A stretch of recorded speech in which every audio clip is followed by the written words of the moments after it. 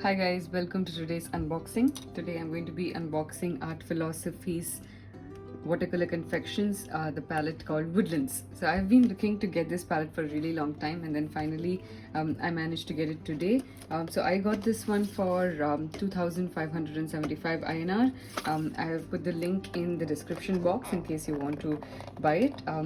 You can also check their website for all the different kinds of pans which are available. So this is how it looks inside.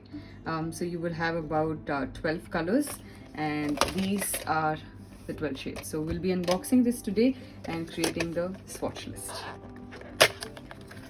So I love traveling. I carry these Prima Art Philosophy palettes with me everywhere, wherever I go, and Woodlands is something which has been on my wish list for a long time. So as you unbox it, you can see that it has two palette sections, which is very good for mixing of your colors, and they also provide the shade card along, which is perfect for your swatches. So they have about 12 colors: Sandridge, Shadow, Cavern, Foxberry, Pond, Stream, Pear, Mist, Greystone, Daylight, Redwood, and Deep Moss. So it is really exciting because they have really beautiful names to it, and each one of them over here, they are packed. You will also have the shade number. So anytime if any of your colors get exhausted and you need to replace just that particular one, then you can just look at this number. It's also provided on your swatch list. If anytime you lose it or you don't know what to do, where to go, it'll always be on their website, or you could just look at the side of each cake and the number would be over there. So the first one that I'm opening right now is Sandridge. What I'm going to do is I'm going to unbox all of these first, and then we will create, it goes vertically this way, and then we'll create the shade. The next one is Shadow. I love creating watercolor paintings, and these cakes are absolutely perfect for travel. So if you have one of those travel brushes, you can even place them over here. That is what I do a lot of times when I'm traveling. You can just get those travel brushes from any of your art supply store or even from Amazon. And I also keep sometimes a piece of tissue over here, and then I close it if I'm traveling, so that way I can carry also a cloth along. It becomes much easier. This is the Foxberry, and this is the Pond. I've got the Tropicals from Prima. That was the first one that I got, which was on the recommendation of a friend. And I've had that palette for a very long time right now. I think close to 5 or 6 or maybe even 7-8 years, because it's been forever that I've had it, and it has still not got over.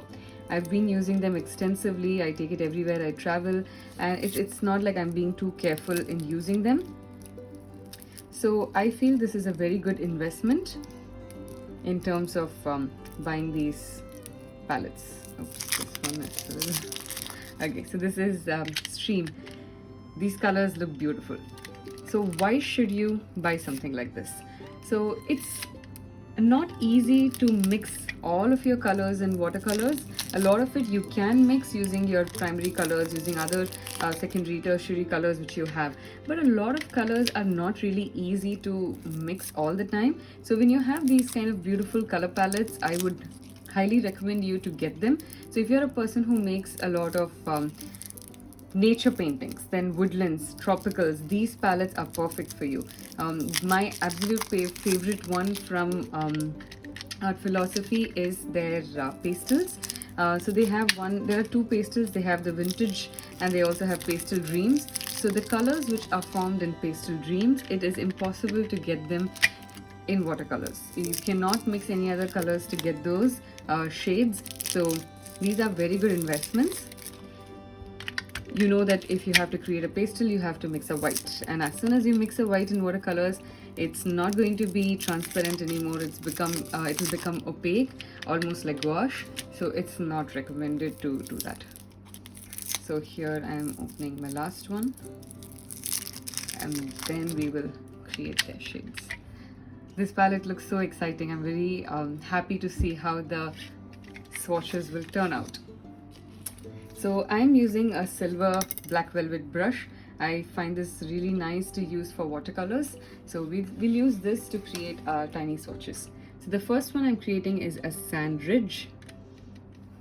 You can either make it from like dark to light, but generally I just like to create these kind of really thin leaves.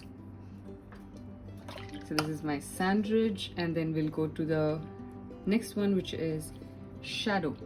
So it's almost like a black or a gray. Since it's shadow, you know that it's not going to be pure black. It's got a really nice gray tinge to it. Next is the Cavern, which is a beautiful brown. Tropicals also has browns in it. Foxberry.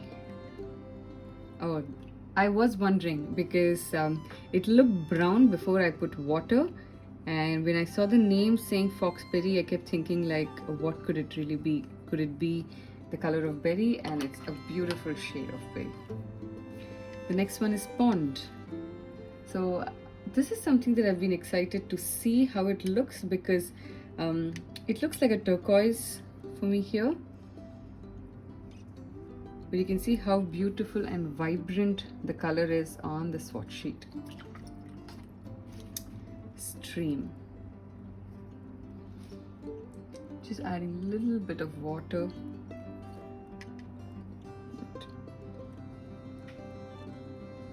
It's such a beautiful shade.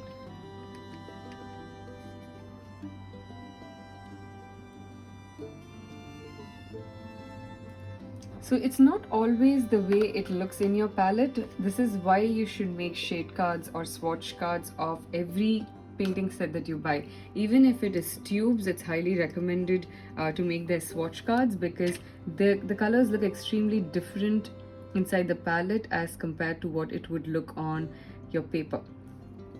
I love the bear color. Mist. Oh, beautiful blue. So this is something I've noticed a lot with art philosophy colors. They look a lot darker in their cakes, but they are very different on their palette. This is called Greystone. So you notice how this gray and the shadow has a very nice, a thin line of difference that has a more blackish tint to it.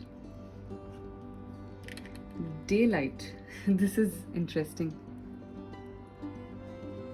So if you notice on the cake, this looks exactly like green, like a really nice grass green, but it is yellow on the swatch. So I cannot emphasize more on how important it is to create your swatches. It gives you a really good idea before you paint. It's a good idea even while doing your watercolor painting to have like a separate paper along with you, where you create your swatch on it first and then add it onto your painting.